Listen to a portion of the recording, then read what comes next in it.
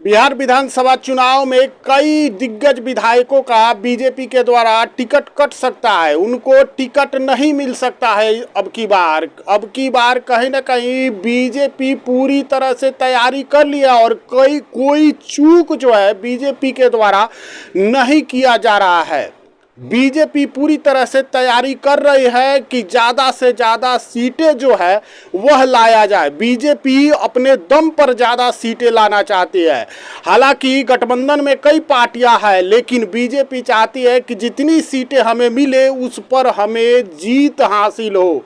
BJP गठबंधन के किसी और जो पार्टी है उसके भरोसे नहीं बैठना चाहते हैं, इसलिए कई विधायक जो है उनका टिकट कट सकता है। नमस्कार, मैं विष्णु राव और आप देख रहे हैं लोकतंत्र भारत बिहार।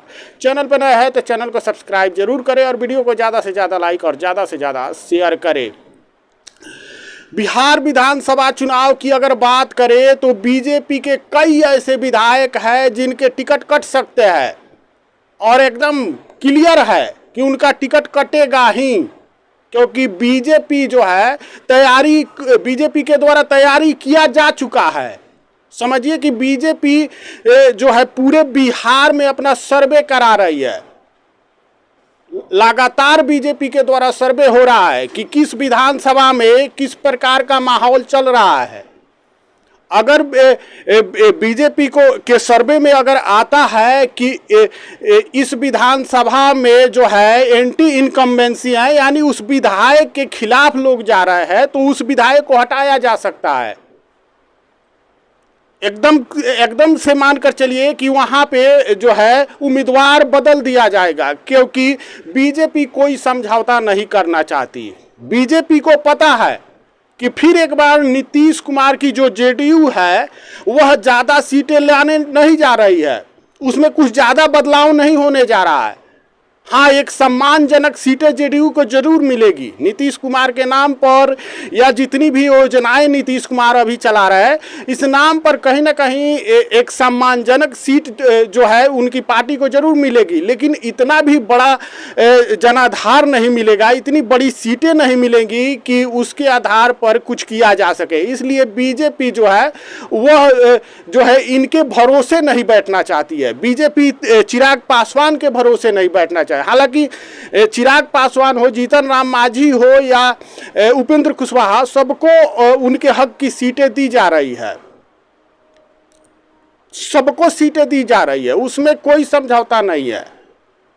सबको साथ लेकर चला जा रहा है। सबके लिए बीजेपी के द्वारा सबके लिए वोट मांगा जाएगा, लेकिन बीजेपी को जो सीटें मिल रही है बीजेपी उस पर पूरी तैयारी पूरी फोकस कर रही है कि उसमें से ज्यादातर सीटें जो है जीती जा सके।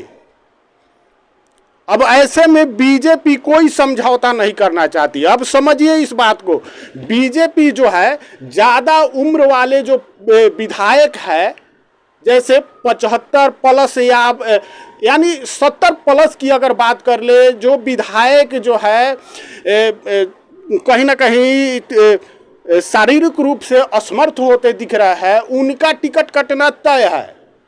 उसके अलावा अगर बीजेपी के सर्वे में आता है कि किसी विधानसभा में उनके जो विधायक है उन्होंने काम नहीं किया है या जनता उनके खिलाफ है किसी मुद्दे को लेकर, तो उनका भी टिकट कटने जा रहा है। इसके लिए वो तैयार है। और अमित शाह अभी आए थे, अमित शाह के द्वारा क्लियर कर भी दिया गया है कि अगर आपका टिकट कटता भी है तो आप पार्टी के खिलाफ नहीं जाइएगा। आपको लगता है कि जो है हमारा सम्मान नहीं हो रहा है तो आप चुपचाप बैठिए, अपने घर में जाकर बैठिए, लेकिन आप पार्टी के खिलाफ नहीं जाइएगा। आप अगर बाहर आना चाहते हैं तो आप बीजेपी के जो भी उम्मीदवार होंगे उनका प्रचार करेंगे, उनके लिए वोट मांगेंगे। अगर पार्टी में रहना है तो आप भी जानते हैं कि बीजेपी पहले से ही डिसिप्लिन वाली पार्टी है। इसमें कोई जो है इधर से उधर नहीं हो सकता है। जो ऊपर से आदेश होगा वही सब कुछ होगा, और इसका लिस्ट भी तैयार हो चुका है और बहुत जल्द दिल्ली से फाइनल भी हो जाएगा। तो कहीं ना कहीं जो है बीजेपी पूरी तरह से तैयारी कर रही है। बीजेपी को पता है कि ज़्यादा सीटें जो है लाना होगा, इसलिए बीजेपी पूरी तरह से तैयारी कर रही है। बीजेपी किसी भी गठबंधन के पार्टी जो है, जो सहयोगी पार्टी है, उनके भरोसे रहना नहीं चाहती है। पता है बीजेपी को कि जो जेडीयू है, जेडीयू को सम्मानजनक सीटें मिलने जा रही है, लेकिन एक बड़ा आंकड़ा नहीं मिलने जा रहा है। इसलिए बीजेपी पूरी तरह से रणनीति, अगर एनडीए गठबंधन में देखा जाए तो बीजेपी सबसे ज़्यादा सक्रिय पार्टी है। ताबड़तोड़ फैसले लिए जा रहे हैं। अमित शाह कहीं ना कहीं अभी बेतिया आए थे, उसके बाद जो है बिहार के जो बीजेपी कार्यालय है वहाँ पहुँचे और सबका जो है आंकड़ा लेने लगे, जायजा लेने लगे।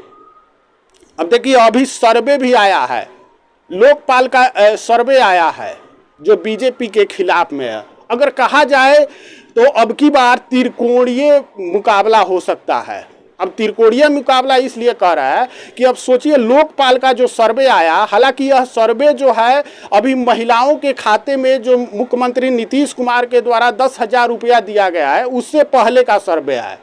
अब इस 10,000 रुपया मिलने के बाद माहौल कितना बदलता है, कितना नीतीश कुमार के पक्ष में जाता है, कितनी महिलाएं नीतीश कुमार के पक्ष में जाती है, यह तो आने वाला समय और आने वाला सर्वे बताएगा। लेकिन फिलहाल जो है इस 10,000 रुपया से पहले जो सर्वे लोकपाल का आया है उसमें तो साफ दिख रहा है महागठबंधन को 118 सीट लोकपाल के द्वारा दिया जा रहा है। वही बात करें अगर बीजेपी की तो 114 सीटें जो है बीजेपी गठबंधन यानी एनडीए गठबंधन को मिलता हुआ दिख रहा है। 2-4 सीटें जो है, 2 से 5 सीटें जो है अन्य को मिलता हुआ दिख रहा है। अब उसमें चाहे प्रशांत किशोर हो या निर्दलीय के और जो उम्मीदवार होंगे वह होंगे। प्रशांत किशोर से के द्वारा पहले ही कहा जा चुका है कि हमारी सरकार अगर पूर्ण बहुमत में आएगी तब हम सरकार बनाएंगे, नहीं तो हम किसी के साथ नहीं जाएंगे। अब सोचिए अगर महागठबंधन की 18 सीटें आती है जबकि 122 पर जो है सरकार बननी है, अगर ये 2, 4, 5 सीटें जो अन्य की आती है यह अगर महागठबंधन के साथ जाती है तो महागठबंधन का जो है सरकार बनना तय है। लेकिन अगर 114 एनडीए का आता है उसमें 2-4 सीटें जुड़ती है तो उनका सरकार नहीं बन पाएगा। अब कहा जो सर्वे हुआ है लोकपाल का उसके द्वारा कहा गया है कि कहीं ना कहीं बेरोजगारी का मुद्दा, पलायन का मुद्दा, यह जो है एनडीए गठबंधन जो है उस पर हावी हो रहा है, उस पर भारी पड़ रहा है।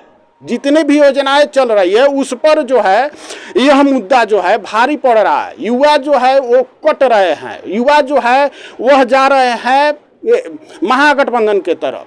उनको लगता है कि महागठबंधन की सरकार बनेगी तो बेरोजगारी, पलायन ये सब दूर होगा। कहीं ना कहीं तेजस्वी यादव इस पर काम करेंगे,